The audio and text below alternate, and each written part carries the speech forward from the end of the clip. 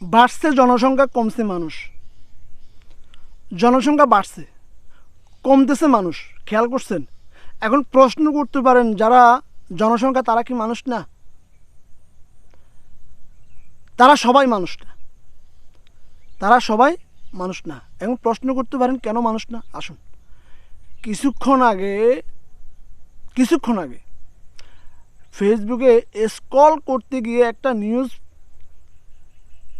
Online পোর্টালে এইভাবে শিরোনাম করছে আপনার, ওই যে 5ই আগস্ট ঢাকা আশুলিয়া থানার পাশে যে ছেলেগুলোকে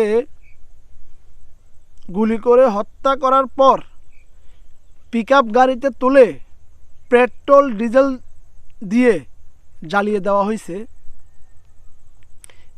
এই মর্মে একটা নিউজ করার পর সেখানে আমি অনেকগুলা হা হা রিয়েক্ট দেখলাম, মানে হাসির রিয়েক্ট। দেখতে গিয়ে দেখলাম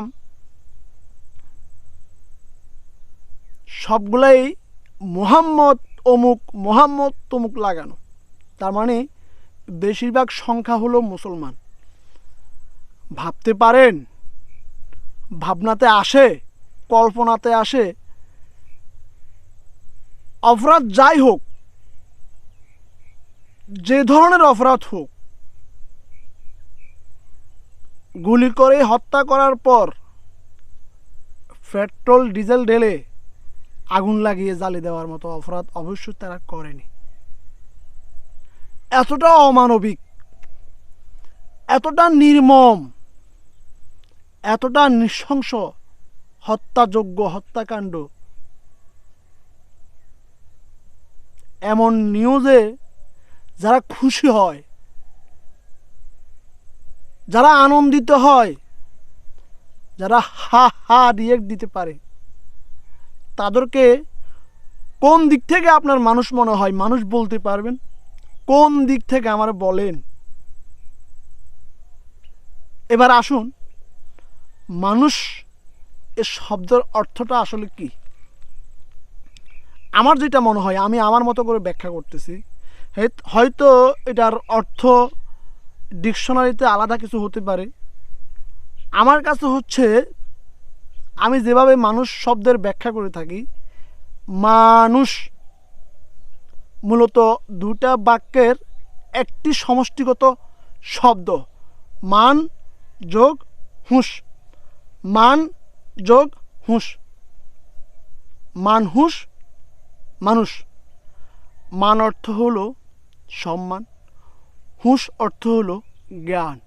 আমরা অনেক সময় বলি তুমি হুঁশে আসো, হুঁশ করে কথা বলো। আমরা বলে থাকি তুমি সম্মান দিয়ে কথা বলো, মান দিয়ে কথা বলো। মূলত তুমি জ্ঞানের সাথে, হুঁশের সাথে সম্মান দিয়ে, মান দিয়ে তুমি কথা বলো, চলো, জীবনযাপন করো। এই দুটা শব্দের সমষ্টিগত একটা বাক্য হলো মানুষ। আমরা সচরাচর মানুষ বলে থাকি। বাড়ছে জনসংখ্যা, কমতেছে মানুষ। কথাটা আসলে সত্য, কথাটা আসলে বাস্তব। বর্তমানে জনসংখ্যা বাড়তেছে, মানুষের সংখ্যা কমতেছে। আমরা জনসংখ্যার সাথে সাথে সব জনসংখ্যা মানুষ হোক এ কামনাই করি। মহান রব্বুল আলামিনের কাছে এই দোয়াটাই করি, আপনি যেই কাজ করবেন সেটা যেন জ্ঞানের পথে সম্মান দিয়ে হয়।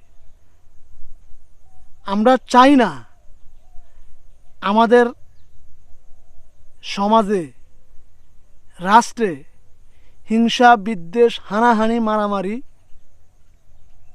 গোলাগুলি,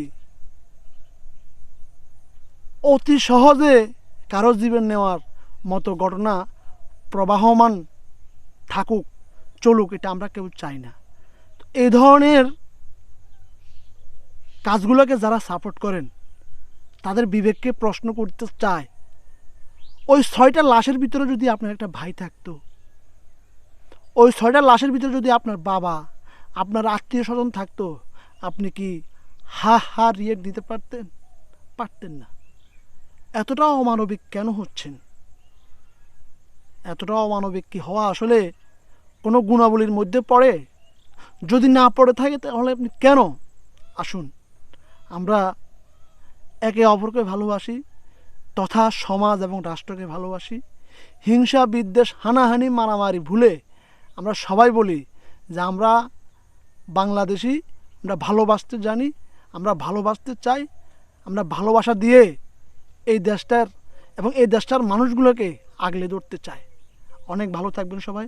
আসসালামু আলাইকুম রহমতুল্লাহ।